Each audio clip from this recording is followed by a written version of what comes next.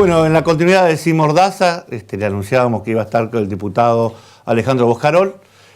Vamos a charlar con él sobre algo que... Mi primera nota cuando fue diputado fue hablar de educación. Y marcamos un tema que por ahí no estaba en la agenda de nadie. Él vino con un proyecto, me acuerdo. Y hoy tenemos que decir que en diputado se concretó la media sanción de la nueva ley de educación en la provincia de Santa Fe. Por eso, Alejandro, ¿cómo te va? Buenas noches. ¿Qué tal? Buenas noches. Sí, recuerdo... La primera nota que te hice, dijiste, tengo un proyectito acá, y lo tiraste sobre la mesa, muy ambicioso en su momento, sí, muy interesante. Pero contame un poquito cómo se terminó de plasmar, porque el gobierno, el Ejecutivo presentó su proyecto, hubo diputados.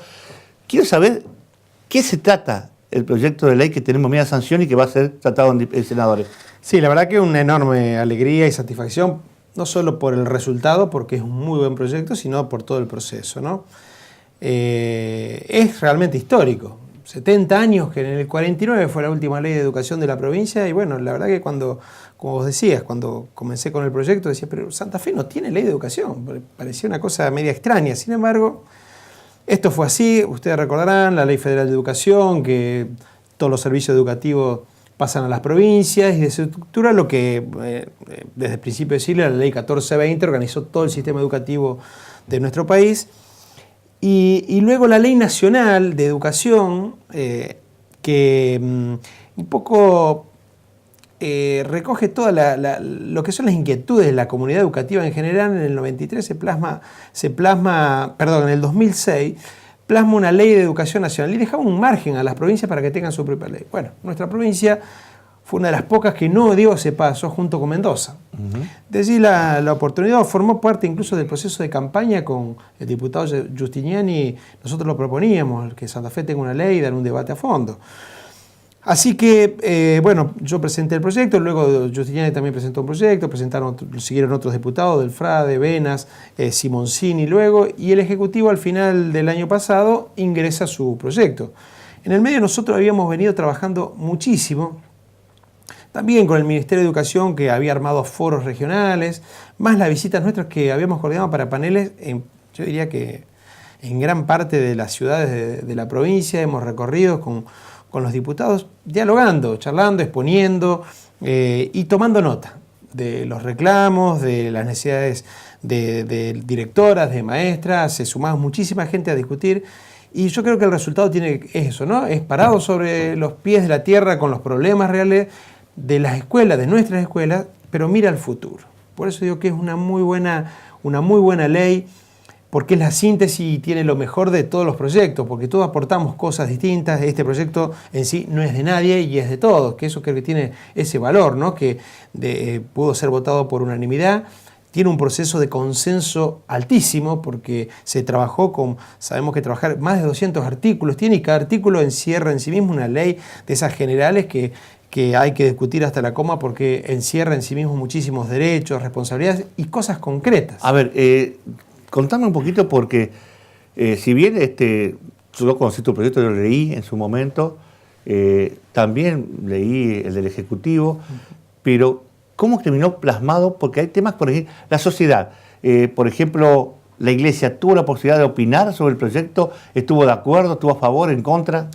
Todos tuvieron posibilidad de opinar, y sí, por supuesto que había miradas distintas, hubo puntos en discusión, puntos más álgidos, puntos que se fueron saldando, pero en principio había un consenso muy alto en términos de principios y en términos de horizonte, que es lo que buscábamos. Había una decisión muy fuerte de apostar a recuperar el rol educador de la escuela. Nosotros veníamos de crisis, la escuela había perdido esta capacidad de educar con fuerza, y decíamos, bueno, los chicos tenían que estar en la escuela, y la escuela tenía que contener. Esto era lo que ustedes lo recordarán, que se decía, bueno, la asignación por hijo, que fue muy buena porque también volvió muchos chicos que no estaban a la escuela. Bueno, pero acá había que dar un paso más, decir, los chicos es importante que estén en la escuela, pero lo importante es que se eduquen, se prevé que aprendan. La obligatoriedad de la enseñanza del jardín, ¿de cuánto? Además, por eso, somos vanguardia en el país desde los 3 años. Se pone, porque estamos convencidos que desde cuando más chicos los chicos se educan, se familiarizan con los signos de nuestra cultura,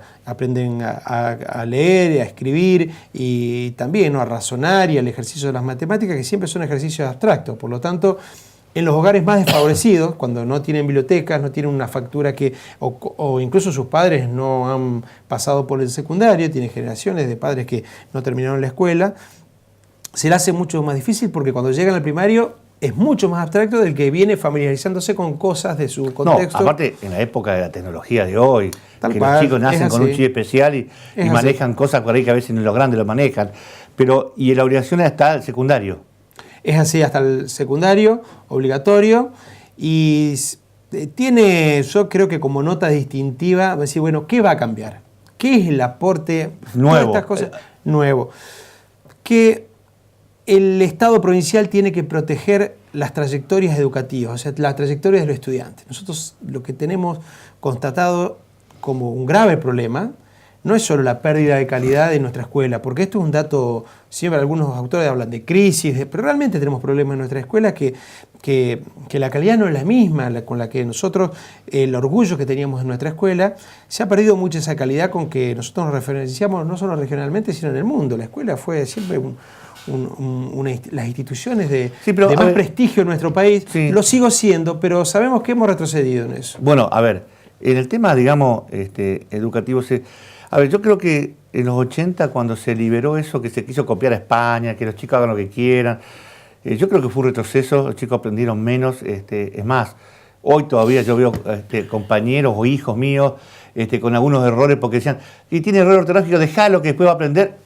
No, lo que no se aprendió de joven, es decir, ese cambio que hubo en los 80 perjudicó también en el nivel intelectual de los chicos.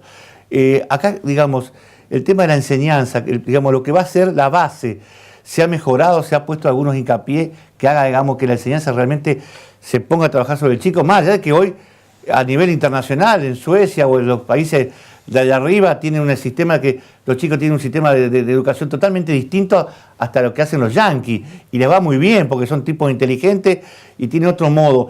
¿Cuál es la novedad en materia, digamos, de cómo enseñarle a los chicos algo que no se pierda como se perdió en los 80? Sí, a veces se miran los modelos y otros países, y bueno, acá tenemos una tradición y una cultura propia que, bueno, yo digo por eso, es una ley parada sobre esta escuela, nuestra escuela, ¿no? Sobre sus problemas. Y el dato central es la diversidad de chicos que ingresan. Y también el dato más importante es la cantidad de chicos que abandonan la escuela. O sea, la calidad y el abandono son los graves problemas que tiene nuestro sistema. Pero casi el 50% de los chicos... ¿Y el Estado no hace nada como para que eso no ocurra? Ahí hay la ley es donde fundamentalmente hace hincapié ahí, por decir, que se eduquen, que aprendan, que incorporen la tecnología, porque es parte de las culturas juveniles, un poco vos lo comentabas, pero a la vez que terminen, porque decimos la obligatoriedad y parece que queda en un deseo. Entonces, es decir, la deserción, el abandono y la calidad son los dos grandes ejes que recorren toda la ley. Pero no es un deseo, solo decir, los chicos tienen que terminar, no, sino que hay un montón de dispositivos, de herramientas que se ponen ahí. Esta, por ejemplo, educar más temprano, porque sabemos que rinde mejor en el primario. El chico que empieza mucho más temprano es más, los chicos de 3 años, 4 años empiezan con tecnología y con inglés, empiezan a trabajar, ingresan mucho mejor en el primario y terminan muy bien en el secundario.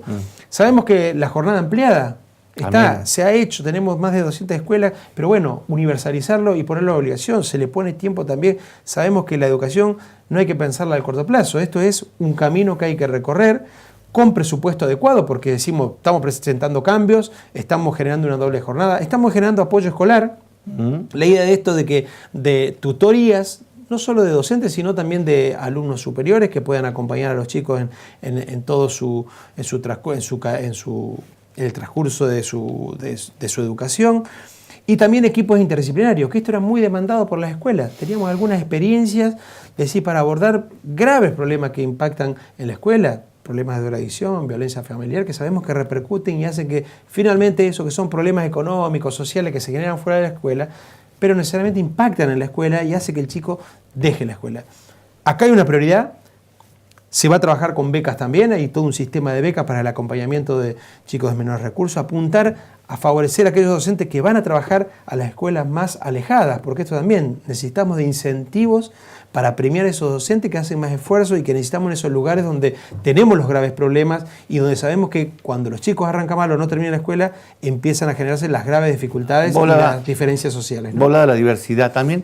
La educación en Santa Fe ha empezado a incorporar estos elementos de la diversidad, digamos, sexual, que es un tema que ha generado polémica, sobre todo en la iglesia evangélica, católica, que por ahí no siento, los padres no se sienten a gusto cuando tocan temas a chicos tan chiquitos, de enseñarles de que hay, bueno, hay diversidad sexual y que tiene que conocerse, y eso ha generado algunas reacciones. ¿La ley prevé algún punto puntual sobre ese tema, cómo se tiene que abordar eso? Sí, está planteado como contenido transversal, pero no hacemos nada más que retomar lo que plantea la ley nacional. En esto no innovamos. Yo respeto todos los puntos de vista, pero hay una ley nacional dictada por el Congreso y la verdad el diagnóstico que tenemos, incluso en las rondas que hemos hecho con los centros de estudiantes, con chicos que han participado, es que la ley no se aplica. Entonces acá hay una demanda también. Si bien el debate está planteado, estuvo planteado el mismo día de la sesión, hubo marchas de pañuelos celestes y pañuelos verdes con sus reivindicaciones, pero la verdad que a veces se apela a la educación sexual. Cuando se discutía el aborto decía, bueno, pero acá hay un problema de educación, y ahora que cuando se quiere... lo de los pañuelos verdes dicen, te enseñan en la escuela el tema de la selección sexual del amor, digamos, cómo cuidarte, pero no hablan de la diversidad y de conocer al otro y de la autodeterminación de la sexualidad. Eso es lo que plantean los verdes, y los celestes se les pone el pelo de punta y dice, ¿cómo un chico de 4 años me va a contarle cosas que por ahí no está preparado? Es como si a un chico le quiera hablar de ciencia astronómica, sí, a los 3 años, que no va a entender. No es así, es gradual, es mucha información, es conocerse a sí mismo, está parte del ejercicio ciudadano, por eso es un rol acá del Estado. Es importante, y por eso es una ley nacional dictada por el Congreso. Obviamente que esto tiene que ver también cómo en cada colegio se dicta, pero me parece que hubo mucho hay prejuicio por un lado y por otro lado se pusieron ejemplos que en la realidad no se verifican, porque el trabajo que se hace en la escuela donde lo están implementando, es que vuelvo a decir, el dato que tenemos es que se aplica muy poco. En la escuela tenemos que avanzar mucho porque es información, es preparación y es un derecho de los estudiantes. Es un derecho. Por lo tanto, en ese sentido yo creo que sí, lo que se cuestiona por ahí es la edad que se lo da. Digamos, si por esto lo vuelvo a plantear en el secundario, por ahí el chico está más maduro para entender. Pero a los 3, 4 años, yo me acuerdo un caso porque esto lo traté en un programa en Rosario, con gente de la iglesia evangélica que venía a traer un caso concreto de un pastor que al hijo le dice, papá, vos sabés que tengo una chica que dice que se llama Carlos, pero se puede llamar Carla, y entonces no entiendo, contame, me contaron un cuentito, y a veces el tema es dónde, en qué momento se lo planteás, y si realmente conviene, porque hay una chica que entra en ese aula, entonces para que lo más pueda entender, se tiene que producir por ahí un hecho puntual. Eso es lo que cuestionaba, por ejemplo, algunos pastores de la iglesia evangélica, de que por ahí el momento para plantearlo está, digamos, no está claro, no es bueno. Sí, yo la verdad que los contenidos han sido muy trabajados por especialistas, por psicólogos, psicopedagogos, los contenidos están plasmados en el acuerdo federal de todas las provincias y vuelvo a decir, es gradual, no es que fundamentalmente en el primario, en los chicos en el ciclo inicial trabajan mucho el conocimiento de ellos mismos, pero también de la afectividad, el amor, y se trabaja también y se prevé y se previene el abuso infantil. Yo creo que también hay que ver esto desde el punto de vista de la información y de cómo se trabaja en el aula. Y al ser gradual, obviamente que en el proceso de maduración de los chicos es donde los contenidos van cambiando. Alejandro, muchísimas gracias por haber venido. Bueno, gracias a vos por invitarme y bueno, reconozco tu preocupación constante porque siempre nos cruzamos y me preguntabas por el tema y además ha sido uno de los primeros programas al que vine con el proyecto, así que bueno, tenemos la suerte ahora de... Ahora hay que esperar senadores. Hay que esperar senadores. Bueno, ustedes, ya seguimos con Darío Gómez.